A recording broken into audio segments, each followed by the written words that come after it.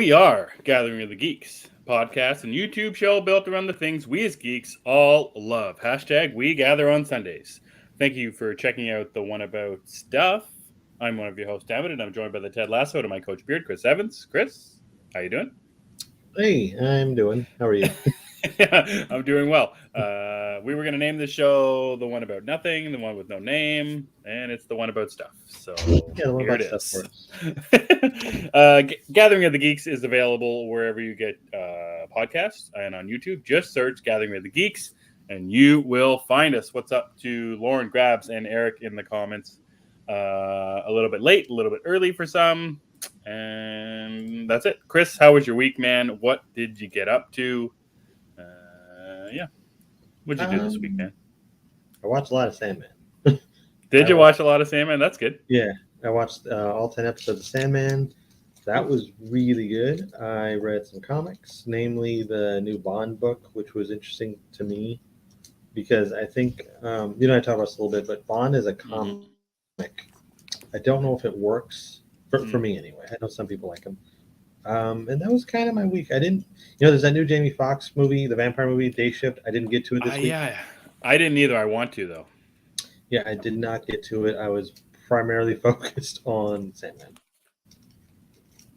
Sandman and comics. What was Sandman like? What was your experience before going into the series with Sandman, if any? Well, going into it, I didn't know what it was. I'd seen I've always seen art of it, and it just kind of looked like The Crow, and so I assumed it was a really dark book, probably about death or something. I saw, death is a character as well in that. So yes. Okay, well, I guess it's just like a dark kind of gothic thing. And then watching the show it is dark, but it is not that dark. It's actually got a lot of lighter moments in it, which was surprising to me, but in a good way. I enjoyed it a lot. I was pleasantly surprised by it. And I knew nothing about what the story was. So this was one of those cases where I just kind of got to take it all in at once, and I enjoyed that. I like when I can watch something brand new. Well, we're going to get into that later when we talk about our poll from last week, but, about adaptations and what you should watch first and how you should consume it first. But, does this make you want to go back and read all the comics? I know it's quite the big universe to get into, so it'd probably be, a chunk of your time. But does that interest you going back and reading the comic now? It does. I actually want to read all the comics, but I know that it's a daunting task. I think someone on Twitter said this is the longest running comic franchise or something. There's a lot of spin-offs to it as well. Is that what they're including too? I guess so. I know that there's the Nightmare Country, which is by Tynan. That's the new one, yeah. And it's about Corinthian, which I didn't know. That's kind of cool. But yeah, the main book, I've already looked into it. You can get it on Hoopla. Oh, so, nice. Yeah, so I'm probably going to check it out that way. I'm going to add to the big stack. Yeah, I was going to say, that's why I kind of prefaced it with, it's a lot of your time, Chris, if you can manage that. I only watched the first episode so far. I thought it was very good. I love seeing Charles Dance in it. He's an outstanding actor. I tried reading the comic. It wasn't for me. I don't know if it's just because it was an older book, and when it comes to older books and the art style, it feels very dated to me. So personally, it's more of a personal preference that I can't get into it that way. I couldn't separate the story from the art either, which usually I can try and do sometimes. If I don't enjoy the art, I can still enjoy the story, but I couldn't do it with the one. But as far as it's heralded as top tier up there with Watchmen, where it's like it breaks the boundary of comic book and it's into the world of literature. So a lot of people love it. I'm sure if you get into it, Chris, you'll like it too. Just because of how grand it is. No, Neil Gaiman's like Jonathan Hickman. He's too smart for me sometimes. So it's hard to read comic books a little bit when you feel like you're not being talked down to, but you just feel stupid when you're reading them. And that was very much also a big issue for me when I was reading Sandman. I didn't get that from the show itself. The show seemed I agree. Pretty straightforward with most things. Yep, I agree with that. So I'm looking forward to getting into Sandman. I want to watch more. I'll see if I watch some more tonight, but I've got Westworld to watch, and I think Only Murders in the Building to watch as well. I can't remember. I thought you watched this week's episode. Maybe I did watch it. I must have watched it. I think you did because we talked about it. We talked about it, but I was confused last week too. So maybe Okay. it is only Westworld. They I think it's just the bleed Westworld season together. finale tonight. So yeah, they are bleeding. The season's bleeding together. The more and more the time goes on. I think it's kind of the way the story is told. They really just feel like one big thing, which isn't bad. Mhm. It just it feels complete, I guess, in a way. Mm-hmm. We still have 2 episodes left. I thought there was only one more. I thought it was 2. It's 10 total. So what are we at? Shit, I don't know. I don't know. I can't keep track unless there's a number in front of it. I don't know. Well, there is at the start of the episode, but I can't remember now. I figured because of the revelation from last week about Glitter Guy that there was only one more. That was kind of the real big tipping point of the season. But I don't think that's the only revelation coming. Oh boy. All right. Well, I'll get into that when it happens. So let's talk a little bit more about the James Bond book. Straight up just called 007, I think. Yes, that's what's called. Written by Philip Kennedy Johnson. It's a great name. Right now, one of the things I said to you after I read it was that it was very bland and boring and not, what is 50-50, maybe 60-40 or 75-25 for action in a James Bond movie versus the story and the drama and all that kind of stuff. I'm not sure how you want to rate that, but it felt like the action was very much toned down in this first issue for me. The Bond itself, I think maybe it was you who said this has no personality. Okay, yeah. We've been talking about this for a couple weeks now about, adaptations. When you're so in love with something like you are with Bond, are you able to separate it from what you've seen before and just base it on what there is now? And you mentioned to me that you're trying to picture this Bond as the Connery Bond. You're picturing in your head like, oh, maybe he has this voice, and I don't know if that worked more for you or worked less for you, but let's get into a little bit more about 007 and what. And again, you said it, like maybe there's something with comic books and James Bond, but it seems like they're always releasing a Bond book. Like we're not that far off from one just ending. And when I was looking up trying to find information about this one, I think I was surprised with how many Bond books there actually has been over time. Yeah, it's I guess since Boom Studios got the license or whatever, the rights, they've just been churning them out for a while now. And I've heard some are better than others. But I did read, it was the Vita Ayala run. I don't know if I'm pronouncing their name correctly. I hope I am. But I read some of theirs, and I kind of had the same takeaway from it. There's no personality here. And I feel like maybe it's just harder to convey in a comic, or maybe the writers. I don't really know. But this particular Bond book, I can agree about the action, but I think that was kind of the point. It's just the first issue. It's more of an introduction to this Bond and his world, as opposed to, okay, you've seen 27 Bond films, so you're going to expect that explosive opening. You know what I mean? It was much more tame. And I think it was much more about espionage in this one than it is about the bombastic violence and action sequences, also because it's a comic book. So I actually thought the issue was good. But I do agree there's a blandness to it. There's a lack of personality. And for me, when I look at the way Bond is drawn, I feel like they were going for more of a Connery type. So automatically, that's the voice I'm going to hear or try to. But you just get to some points like this. I don't know you, sir. You are a stranger. I think you're muted. The one where Emmet is muted. You have no idea. Yeah. Sorry. I was half expecting the first couple of pages to be like an opening of a Bond movie. Yeah. He's out on a mission and, he turns to the screen and, the bullseye or the dead eye or whatever. I was half expecting that to happen. I get maybe they're trying to distance themselves from, what we have seen before, but, I think there still needs to be a familiarity to the character. And, you say this looks like a Connery. I was looking at him like, I don't know who he looks like. And maybe that's fine. They're trying to make it new. But something about it just didn't sink for me and make it feel familiar as James Bond. It is set in the modern day, Eric. And yeah, I agree with that too.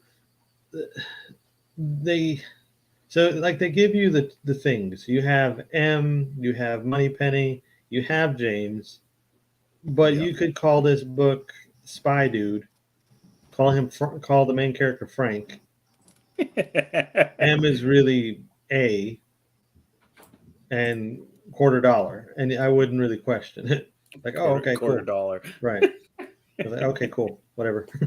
There's just not a lot of Bond hooks here, which is, I guess it's fine because you have to carve your own path for it. And truth be told, there's so many like novels too, and he works in the novels, of course. Mm-hmm. This is just another format. And even when you talk about, let's say the video games before they, like there was two games. One is Agent Under Fire. I think that was the one. I forgot the other one that did not have the Pierce Brosnan likeness, even though they were produced during the Brosnan era. Mm-hmm. And that Bond looked different. He was just kind of a generic British man, Mm-hmm. but even he had some personality. So Yeah, that's right. I don't know. Yeah, I don't know if it's Oh, there we go. the art. It's supposed to be like a slight homage. Okay. Yeah, no, we're mentioning about the blandness of it and the character, and I think that has to do with a lot with the art. You know, we're talking about Connery, but also like in the setting, it's very dark, which is what you were talking about with the more of the espionage story. So Mm-hmm. yeah, it works good as a spy book, but to put the name 007 on it, it seems like such a bold slap in the face. And you're saying you told me that you want to keep going on it, you want to give it another chance. I will. Like, I'm wondering what they could change. Maybe this is just an introduction to what the world is going to look like. So maybe knowing that going into a second issue might be easier and you'll be more forgiving. Maybe, I'm not sure. I'm not sure either, but the way this issue ends is again not. It's something we've kind of seen before. It's nothing. It's not new territory, but I'm curious to see what they do with it. And also, the writer has a proven track record, so it's kind of hard just to say, "Oh well, this is going to be crap." So I'm going to give it another shot. Well, yeah, no, I don't know if I knew that Philip Kennedy Johnson was writing it before I even got the book, but it was I felt like I was surprised. I'm like, wow, he's writing this book. It doesn't feel like there was enough fanfare around it either. I'm not sure the promotion or the marketing for it. Obviously, James Bond's one of the biggest characters ever, and maybe it's the publisher as well. It's not a big name, but it just felt like that the book went under the radar for a lot of people. I'm not sure who's supposed to. Is it just for Bond fans? Is this for newer fans? That's the other thing I was wondering. Like, this is an introduction. Obviously, people know who James Bond is, but at a certain point, you have to try and sell it to new people too. I'm not sure. I think that might be the realm this book excels in, because like Grab says here, Bill Kennedy Johnson is very hot right now. So comic readers see that name, they're going to read whatever he puts out there. So it makes sense. Myself, I didn't realize that he was the writer. I just saw James Bond. I was like, okay, it's a number one. I'm in. Yeah. Zeddy's here. Hey, Zeddy. Have either of you read Tom Taylor's Justice League Mighty Morphin Power Rangers run? Great stuff. I have not, but I think I would check that out. Yeah, Tom Taylor, like we're talking about with Philip Kennedy Johnson, Tom Taylor's pretty hot right now in the comic scene as well. That seems like a pretty wild mix-up as well. Justice League and Power Rangers. Yeah, said he's a huge Power Rangers guy. Yeah, I wonder how that works though. Is the Green Ranger in that? Universe? Or the White Ranger? I don't know. I might read that at some point. Grab says I could name a Bond comic arc. Never even thought about it as a comic. Yeah, it's kind of a weird medium, I think, for him. Why do you think that is, Chris? Like, the novels are very popular. The movies are obviously very popular. He's one of the biggest characters in the world. Why doesn't he? Do you think? Obviously, they're changing. Like, there's not a long running series of James Bond one. So I assume like the last one before this one wasn't overly popular. Thus, they kind of rebooted it in a certain way. Well, I think they're trying to do it like writer, so I think they're doing it the way the movies are, where everything is different. Every run is different. I'm assuming that's what it is. But I believe that it's just that not every character or story translates to a comic. Mm-hmm. I think that could be what it is. And this is short. It's like a short burst of a story. And Bond plots are normally very complicated.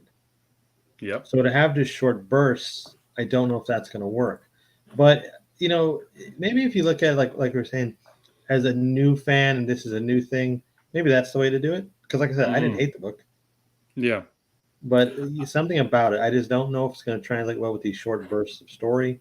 And in these short bursts, you can only convey so much personality in the character himself and action, all this other stuff that makes Bond Bond. Mm-hmm. It's the same as Ghostbusters. Only time I ever think about it as a comic is if it's with TMNT. I forgot Ghostbusters has a comic. Yeah. Yeah, it's a weird thing, and adaptations into the comic realm, sometimes it doesn't work, and a lot of it, I'm thinking about it like if I'm reading a Ghostbusters one, I automatically will think I haven't read the comic book, but I assume it's the original members of the team, and not newer Ghostbusters. But this thing about having in your mind a preconceived notion about what the thing you're reading is supposed to sound like, can be very hard. Yeah, and I agree with you. It's not a bad book. Obviously, the writing is good. The art, I is not the biggest fan of that style, but I'll give it another chance to see if it goes any further. And I'm just interested to see what you think about it, being the big Bond fan. We'll see. We'll see what happens going forward. I think the other book that was a big deal for me that I read was Love Everlasting. I didn't get to the other one. I think it's called Bouquet of Flowers or something. Bouquet of Dread, Bouquet, something like that. It had a really nice cover. Me and covers. It was a Bouquet something. But Love Everlasting was pretty interesting. Mm-hmm. So what that is, for those of you guys who aren't familiar, it's from Tom King, who I know is immediately divisive when you hear the name.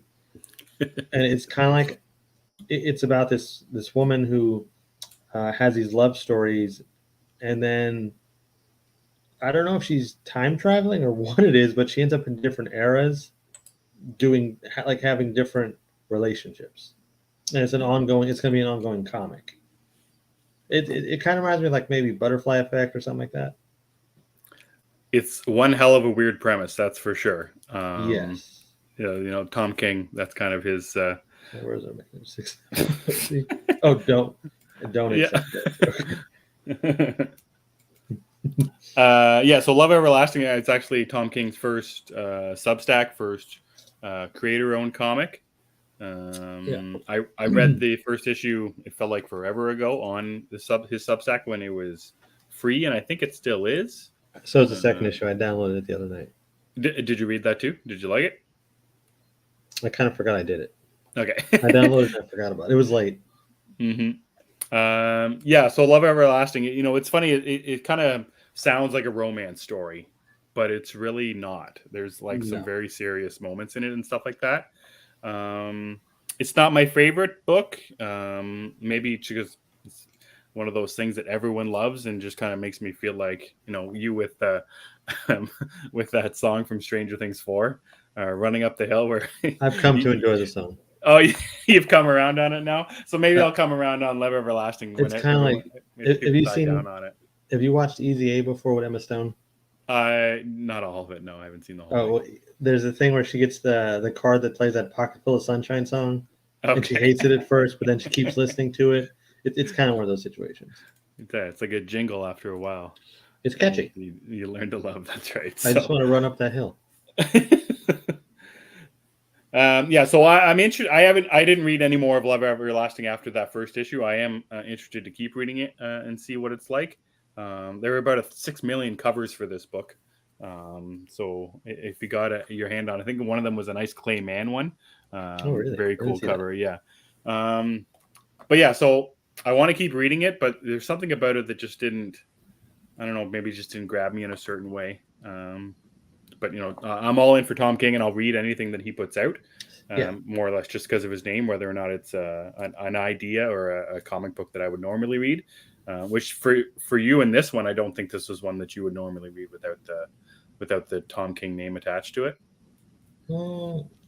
Probably not. I don't know. It's kind of a 50-50. I mean, rom-com, sure, but this isn't a rom-com. Oh, right. I don't know. Yes. I don't know if this was something I would have heard the premiere and say, "Oh yeah, I want to read that." If it's not Twig, I don't care. Yeah. Grant, what hours do you keep? My hours vary. I don't sleep a lot, and when I do sleep, I wake up constantly. So it's kind of like, what's the point? That's kind of the way I look at it. Chris messaged me. I think it was maybe 2 days ago at 1 o'clock in the morning, my time, Oh yeah, talking about Nathaniel or Mr. Sinister. Just like, I and I think got it. I woke up at 6 in the morning to get ready for the day, and I'm like, oh Chris, yeah, middle of the night, texting, worrying about Mr. Sinister. it's the thoughts that hit my head sometimes because I was thinking, he's Yes. a scientist. I do polls for science. We have something in common. Yeah. I think it fits. Yeah, well, yeah, it works for me, man. I think That's it fits. fine.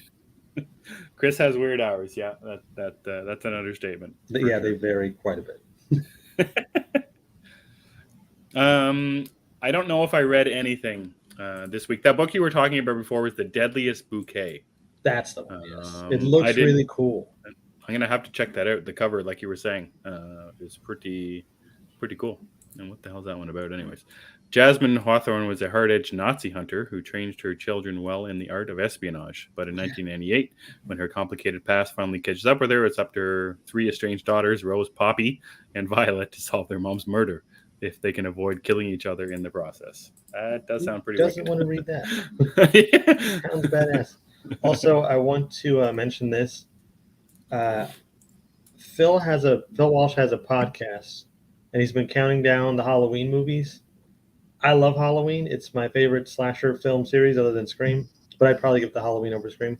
And so anyway, he's doing these weekly rundowns of each movie, and they are really entertaining. And he drops some fun knowledge stuff. Like I didn't know Halloween 4 almost had a leather jacket wearing Michael Myers driving a sports car. Stalking his sister. I think rad would be the word. Yeah, check out Phil's show. It's Phil at the Movies. Phil at the Movies, absolutely. This throws caution to the wind and judges so many books. Yes, I do. Yeah, you have no idea, Grabs, how this works. That's the way to sell me. Give me covers.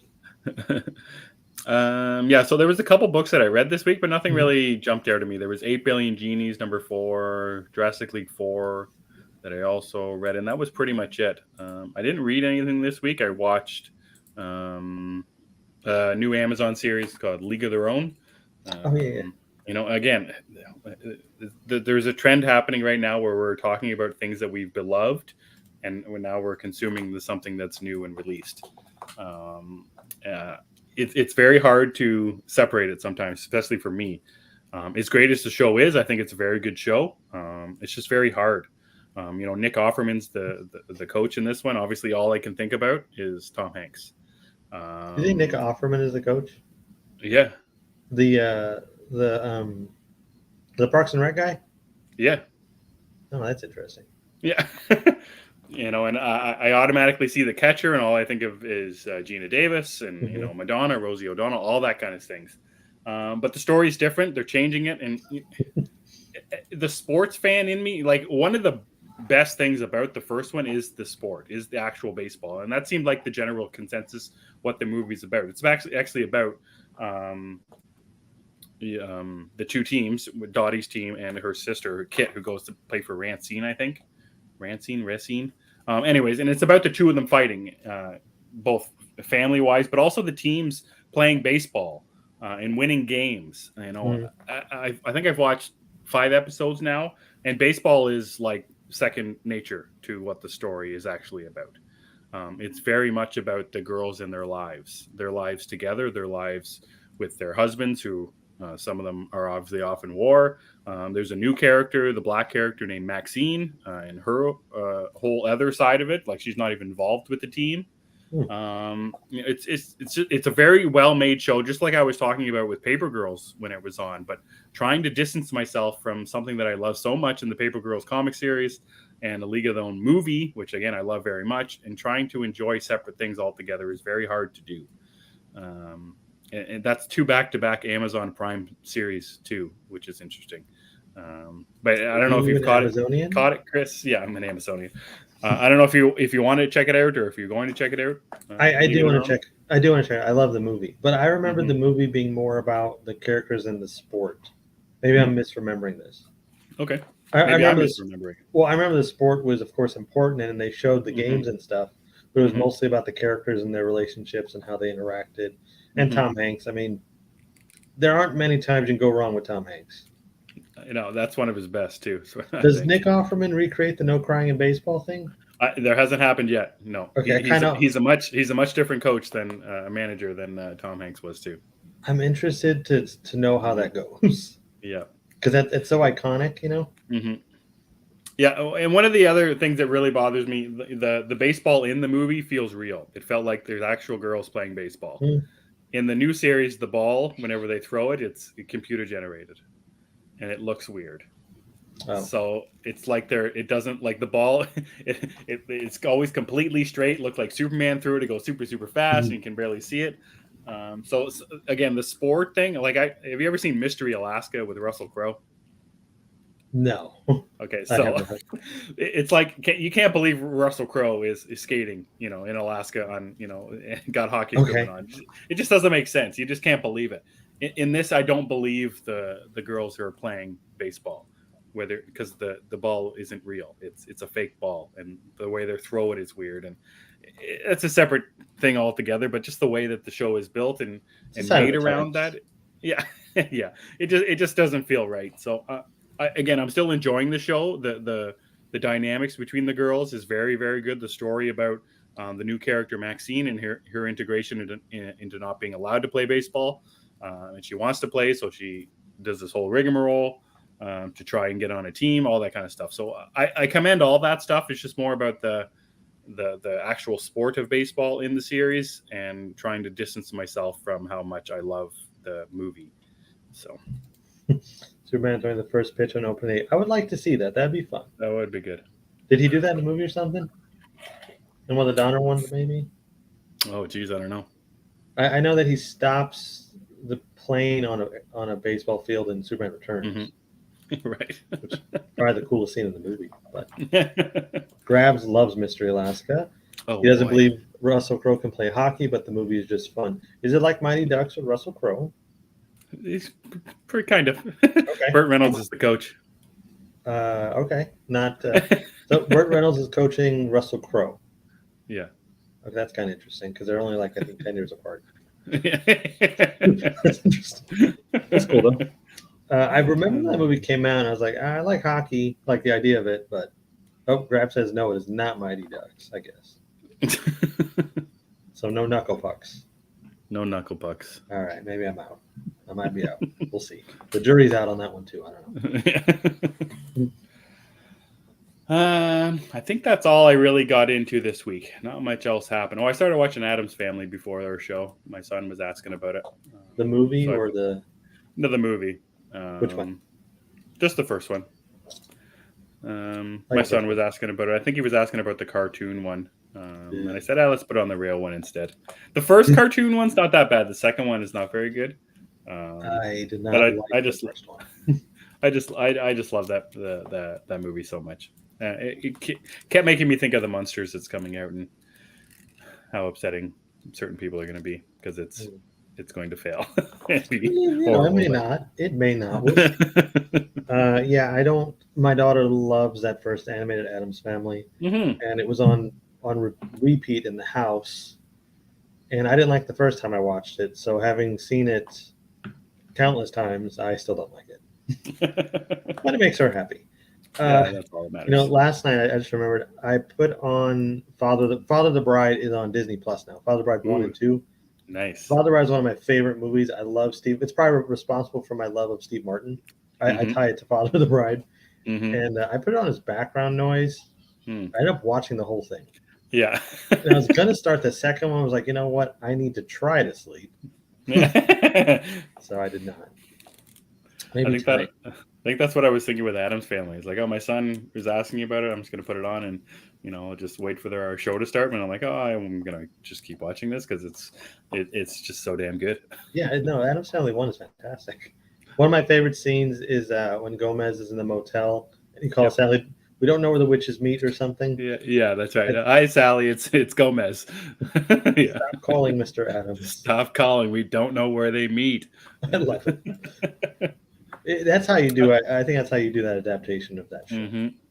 Well, it was interesting. I don't know much about the TV show, the old Addams Family TV show, and I texted a friend and asked if the movie was a sequel to it because like they don't explain this family at all. No, Like it's just like and I don't know, but like they made that movie for fans of the Addams Family, yes, not for new people wanting to enjoy it. I'm not sure. I'm going to say no, and I don't want to sound like a jerk here.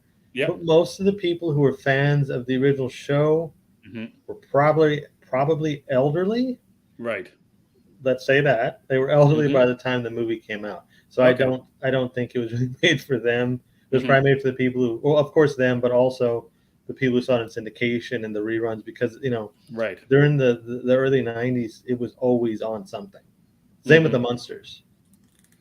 You couldn't really miss, and usually they would play one after the other. If I'm not mistaken, Nick at Night had one of them at least. Okay. Yeah, it's just like the Cousin It. It's just not explained. Thing, not explained. It's just a hand and and a guy. It's completely hair. It's just that, and it's just that something. And I saw it online earlier this week. I forget what it was about. How movies are made right now, where there needs to be an origin story and there needs to be this and that and the other thing. It would have been interesting how that's obviously not how they did it here. But I just like the idea that they put us in this world and there's Pugsley getting electrocuted on a chair and so much blood and not real blood but like that the whole the play and their play and all that kind of stuff. It's like, okay, let's just. And my son is like, what's going on? I'm like, that's just it. And he was like, when Pugsley got in the chair, he's like, is Pugsley gonna die? I'm like, no, he'll be fine. It's just for fun. I mean, they don't even in the show they didn't explain how the kids could survive these things or it was just they are what they are. Mm-hmm. It's not like the monsters where they're monsters. Clearly these are monsters, right? You are basically led to believe the Addams Family are all humans, as far as I believe. Yeah, that's right. And the gate moves. Yeah, the gate moves, and the polar bear on the rug, bit Tully's ankle, and just all this stuff. It's just like for my son who was watching it, he just didn't get it. He doesn't understand why all this stuff is happening because it really doesn't make any sense. Like none of this stuff should be happening, but that's why it's great. That's also why it's great. Like Phil says, sometimes less is more. I agree with that. You don't always have to go into detail about everything that happens in a film or a TV series. Some things can just happen. Yep. The other thing I did this week was I finally downloaded Multiverses. You've been bugging me about it, and you've been playing it online and letting people know how much you love it and how good it is. And I finally got around to it. And I'm not very good at this type of games, the Super Smash Bros. Games. As much as I like to think that I'm just a button masher in other games, maybe I'm not. And that's why I can't really do this one as good. But it's interesting. It's fun. It's fun to play the characters. I can't wait for there to be more characters. I want to play more so I can buy some more coins and buy some more characters, all that kind of stuff. But it's great fun. I can't wait for there to be more of the game because it's still in the beta phase or whatever. So, but how are you liking it overall? I love Multiverses because I can be Batman and face off against all these other characters. I have no idea who they are. Like I don't know what a Finn is or that dog-looking thing, the green thing. I have no idea what that is. Yeah, I don't know what that is, or that other like egg-looking dog. It's like a round thing. Jake. Sure. The yellow one? Yeah, it's yellow. Yeah. Is that a dog? Yeah, Jake and Finn, they're from Adventure Time. Okay. Yeah, I have no idea. Yeah. But I can be Batman. That's what matters to me. I can be Batman and fight Shaggy, those things. LeBron James is fun to fight with. Yeah. It's pretty cool. I think Multiverse is really, really good fun, and it's free, which is nice. It's free, and you can play with anybody. Yeah, what do you think about the idea? What they're doing here with this beta without the free to play? And I don't know if it's common or not that the games do this type of thing. It's not common for me to know this. But you tell me about it. It's becoming a new thing where they give you a full game for free, and you can play it, you can enjoy it, but it's free to an extent because like for example, Batman. If I want the animated series skin, I think it's like $20. Or if I want to get a head start and unlock all the characters, I got to pay for that. Unless, because you can do that, or you can just play the game and earn the in-game currency. It's whatever you want to do. Right. But like Fortnite has this model, you can play for free as much as you want. You want cosmetics, you want characters, it costs money. I think even like that Call of Duty Warzone is similar. I believe it's free, but you could buy stuff too, like better guns and whatnot. It's just a new model. It's a new gaming model. Are you a fan of this type of model, or would you rather paying $70 for a game and getting everything, and then maybe buying a couple of packs for $5 or whatever? I'm cool with this for this type of game because hypothetically, I would not have purchased this. Okay. This is a game that I would not have put money into just because I don't know if I would have liked it as much. It's not something I'm sure I'll mess with a ton. This might be somewhere I mess with a lot for a little bit, then I'm done. Because once something else comes out I want to play, I'll probably shift my interest. Yeah, this whole season thing, I feel like that's very much a Fortnite thing. It is. Seasons. There's always characters, skins that they're releasing. Season things. I don't know. That's new to me. This is all new to me as a guy who's been gaming his whole life. I very much just buy a whole game and then play it. I don't. Playing a free game feels illegal somehow. It's a little weird. You gotta get used to it though. Once you get used to it, it's cool. As far as multiverses goes, I'm hoping they add more DC characters because right now it's Batman, Wonder Woman, and Superman, I believe. Oh, and Harley. I'm hoping the Joker is coming. It'd be fun to see, like, if they could do some cross promotion, get Black Adam in there. That'd be pretty fun. Something like that. Yeah, and like Arya from Game of Thrones is there, and she's the only one. Like, there's got to be more. There's got to be a Jon Snow one. I want Hodor. Yeah. Yeah. Oh, and Sony Spider-Man's finally on PC for people who were never able to play it. That's really cool too. Crazy. I have some friends who've been waiting for that one. Derek being one of them. It's funny. My son told my wife, "Daddy got a new game," and she's like, "Oh, he did he?" I'm like, and I yelled from the other room, "It was free! It was a free game!" There you go. Yeah. Yeah. So that makes helps. everybody happy. That's right. I'm very much a guy who wants to have the characters because that will make the game more fun overall. Playing a game with one character, be like, "Oh, this game sucks. This is boring." Like, "Oh, there's other characters that I only play as Batman though, so I guess. I just unlocked him, and I think I had to stop for some reason.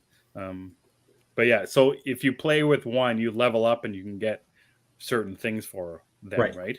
More. Yeah, you get more perks, and you just kind of get the hang of playing them better. Got it. So that game comes out officially. Do you know when it's official? Oh, it is tomorrow. Okay.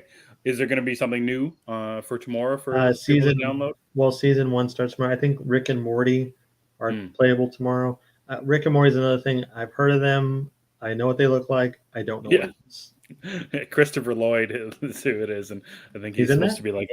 But no, I think like Morty. Is Morty the old guy? I think Morty's the old guy. He's like Doc Brown.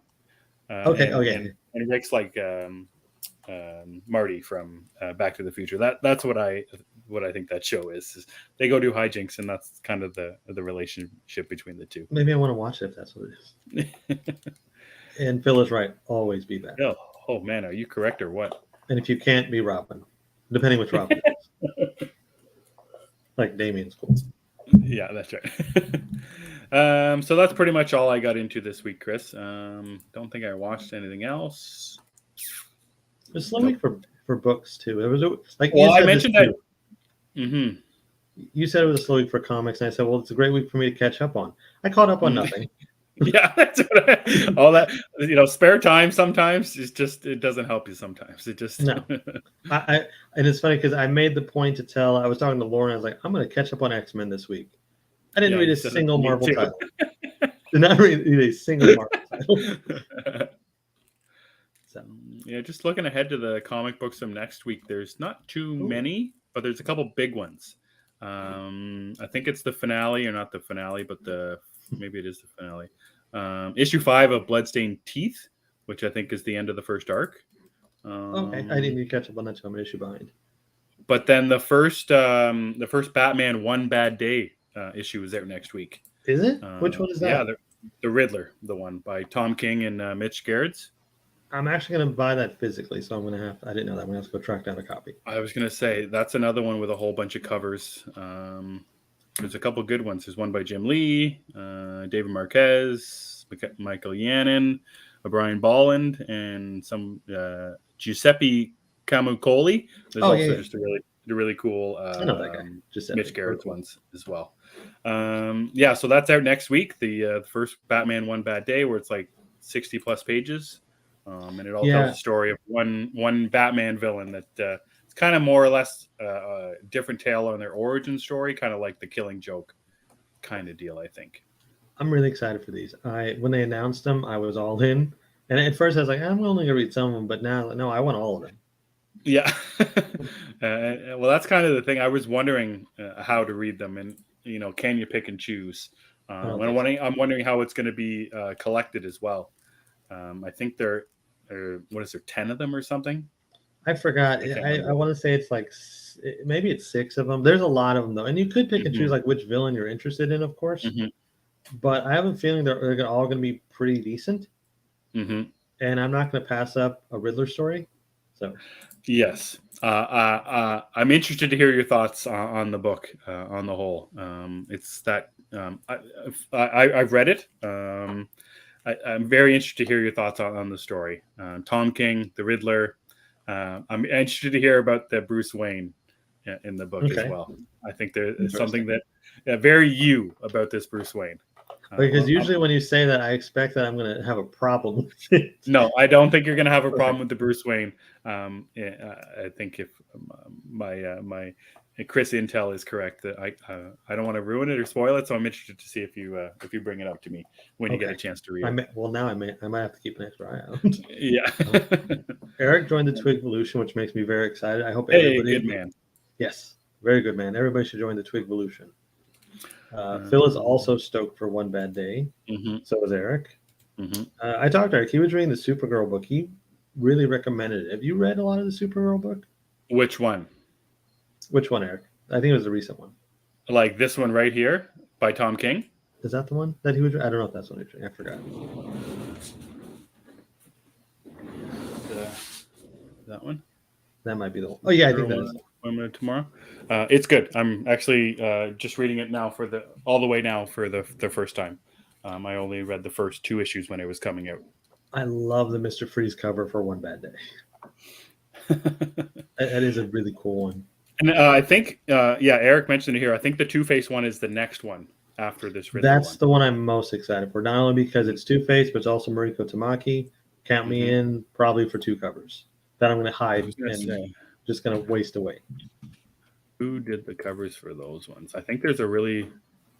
Who is there? Tamaki is starting to be me what Lemire is to Emmet. I think the cover might be... the cover looks... No, it's not Tim Sale, but it's just... It looks kind of like that. Maybe it's just the colors are a certain way. Jim Lee does a cover. Christian Ward does a cover. And another Brian Boland one as well. I believe that one's out September 20th. I think it's the One Bad Day Two-Face book is the one with the cover where it's it's Harvey Dent, and then like the Two-Face face is coming up off of his head. That's the Stanley Art Germ cover, who I don't know. That's a 1 in 25 cover. If I can, I might have. It's like growing off his face. I might have to give blood or something to get that cover. Give blood? I don't know what I'm going to have to do to get that cover. I don't know. Maybe I need to make a pact with something. Yeah, that's right. That's right. Blood pact. Yeah, I need to find Desire from Sandman or something. So that's next week is the start, and then there's one every month for the One Bad Day series. It starts in 2 days, so enjoy that one. Yeah, and I'm interested to see what the quality of the books is as well. I want to buy the book, but I'm not sure about 64 pages, so it's going to be a little bit thicker. I'm wondering about the cover, if it's going to be a certain way, if it's oversized. I haven't really read too much about it, if it's an oversized issue. Or I think it's just regular. I think it's going to be like Three Jokers was. Okay. I was hoping that it was going to be like the DC Black Label ones where they're bigger. But that's okay. I was looking. I don't know where my Three Jokers. They're somewhere around here. But I was going to say I think that's what it's going to be. Yeah, because they have more of a spine on them. You can actually read what the book is Yeah, when it's inside. which I like. Grabs. Apparently, I'm apparently the only one that avoids Batman and family villains like the plague. No, I think there are. So Batman, of course, is one of the most popular comic book characters ever. I think that goes without saying. Nobody can dispute that. But I do think there's enough people who just don't like him, or not even that they don't like him; they just don't want to read about him. I think that's completely fair. Like I had thought that, yeah, and about like it felt like it was right before One Dark Knight came out, Mm-hmm. and I was like, oh man, another Batman story. And then I read it. I'm like, oh, right, Batman's awesome. Exactly. That's my thing. I don't like. There's so many Batman books. It's an oversaturated IP for Warner Brothers for DC, but in general, the Batman gets some of the best writers, gets some of the best artists, had some of the best stories, best villains, best team ups, all of that kind of stuff. So I'm with you, but it's an oversaturation of Batman. But on the whole, I think he's one of the best written characters in comic books on the shelves today. Whether it be there six Batman titles every week, it's just the way it is. I kind of feel like Homer when he's like strapped in front of the conveyor belt of donuts and he's forced to eat them all. Yeah, and if More, that were please. Batman books, I would still do it. Yeah, more. Right. Black Label is DC's brand within a brand. They send all the Elseworld stuff there. Originally, it was conceived to be more of the mature stories. So that's where Batman Damned went, and I want to say Wonder Woman Dead Earth and a few others. Mm-hmm. But now it's become really just Elseworlds titles. So longer stories. Yeah, it's interesting too because just recently, or not, it felt like forever ago, there was that Swamp Thing story from Jeff Lemire. Yeah, that too. It did one issue. It was solicited for 3, and then after the first issue, they didn't cancel it, but they didn't resolicit it. So there still hasn't been an issue 2 or an issue 3. And that first issue was incredibly violent. Mm-hmm. Like there was blood all over the pages, and I wonder if there's a turn now away from that more mature and just keeping it the Elseworld stories. Maybe. I mean, that seems to be what Black Label has become, which is not a bad thing. I still like Black Label, and I think there's a lot of fun to be had there. I don't know if the One Bad Day ones are Black Label or not. I don't see it. Well, if it messes with the Origins, it probably is. I didn't know it messes with the Origins.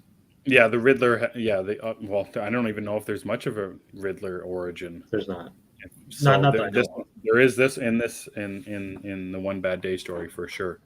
I think I can't remember if they mentioned something else that happens in another Tom King book in this one. Maybe he's keeping it in his old Bat and Cat universe. I feel like Tom King has created his own universe. Yeah.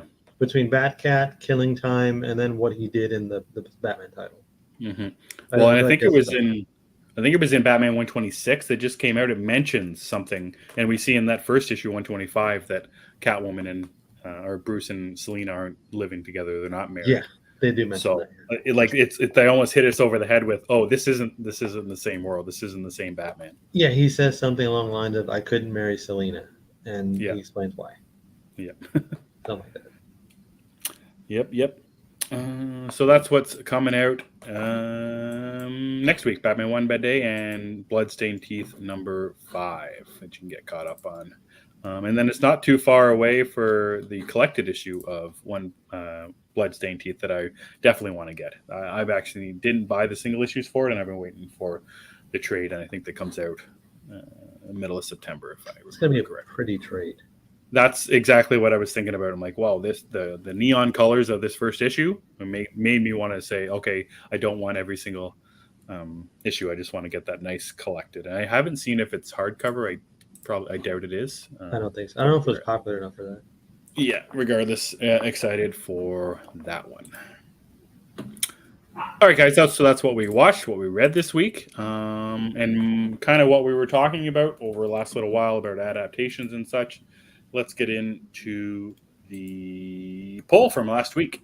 If you know a film or a TV adaptation of a popular book or comic that you aren't familiar with is coming, do you check out the source material beforehand or just go in blindly Do you watch the adaptation first? We've got adaptation first at 26%. Give me the source material, 8.7%, and then depends on the subject material, 56.5%. And of course, Batman is on HBO Max. We got some good comments on this one. Grabs in the comments says, if I know it's a novel / comic and it's a genre that I like, I 100% read it before watching. If it's something like The Walking Dead, where it's not a genre I really care about, then I'll do it, find what first presents itself. If I like it, I'll read it or watch it to see the differences. Cookie on Twitter says, I go in blind. If I like it, I check out the source material afterwards. Eric says it kind of depends. And Phil Walsh, also somebody that depends. So, Chris, how do you go into things? Would you rather read about it first? Would you rather watch about it first? Do you want to go back to what's come long before it? Or do you just want to go in fresh with what's coming out and what's new? I generally just go in fresh. Like I'm with Cookie on that one. I go in blind, and whatever it is. If I like it enough, I'll go back and check it out. And that's been the way with a lot of comic book stuff in particular, and also just genre movies. I'll see the movie if I like the movie. If a movie's based on a book, if I like the movie, I'll go back and check the book afterward, because the book is usually better in those cases. As with comics, it's more of if I like the character enough in a movie, I will go back. Mm-hmm. It depends for me. I recently just started reading Where the Crawdads Sing. It's a movie that just came out, I think. Yeah. I barely knew it was a movie coming out, but I saw that it was a movie and it said based off a novel. I think I looked for it on the ebook site that I was looking at. It was like top of the list for some of the best books of the year or what have you. So I'm like, oh, okay, I'm not going to see the movie right away, so I'll read the book first. That's also a thing. If I can't consume the thing that's brand new, I will go back and do the thing that originally came before it. So it depends. I don't think there's a right or wrong way to do it, but I think it was Grabs in the comments that he uses it to compare. Yes. If I like it, I'll read it or watch it to see the differences. Do you do that? Do you like to compare the differences? Again, we've been talking about how hard it is for me to see differences, to not see differences, and then still enjoy the thing that I'm doing. So do you use it to both? To do both? Do you look for the differences? Do you compare?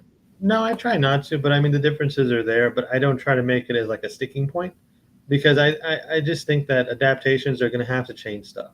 No matter what it is, it's going to get streamlined, it's going to get cut, or just change. So I just goes with the territory.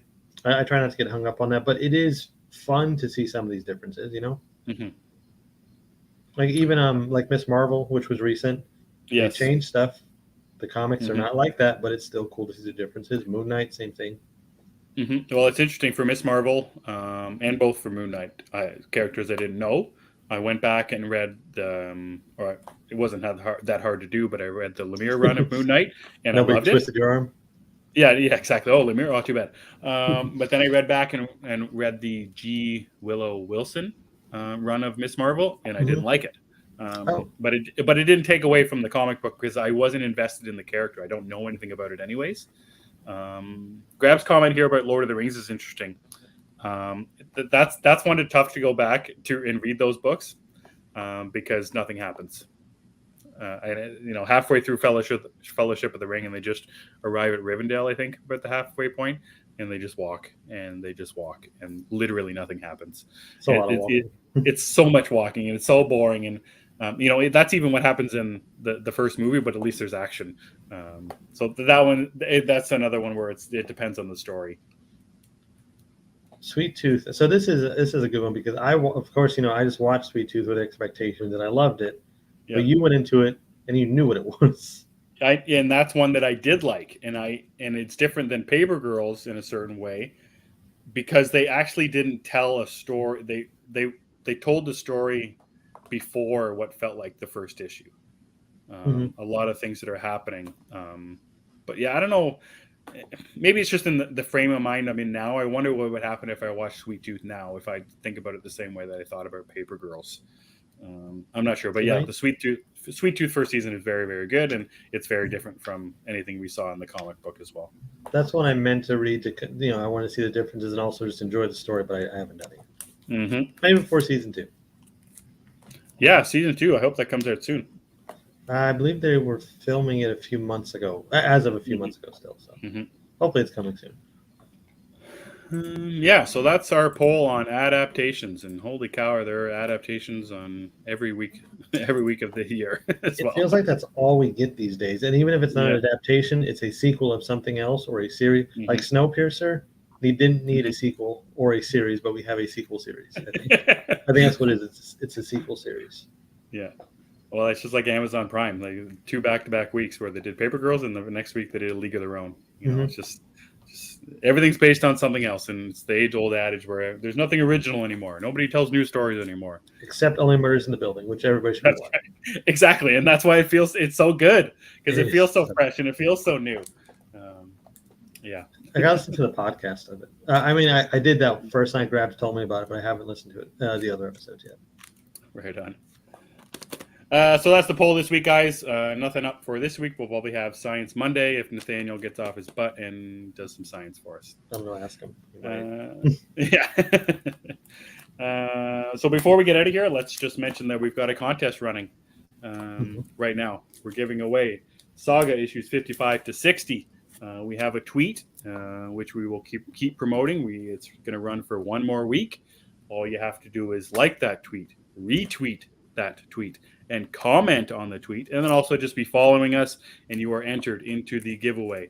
It's available for residents of the United States and to Canada, and you will be getting these fine issues right here. So make sure you just check out our Twitter page and get all the information on there.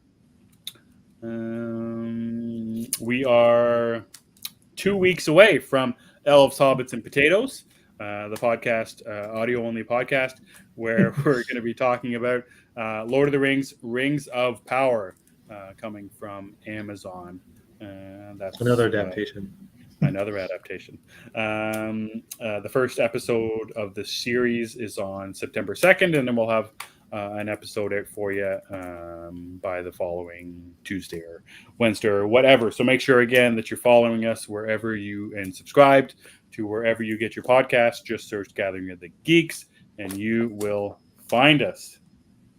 Chris, anything else you want to talk about before we get on out of here, man?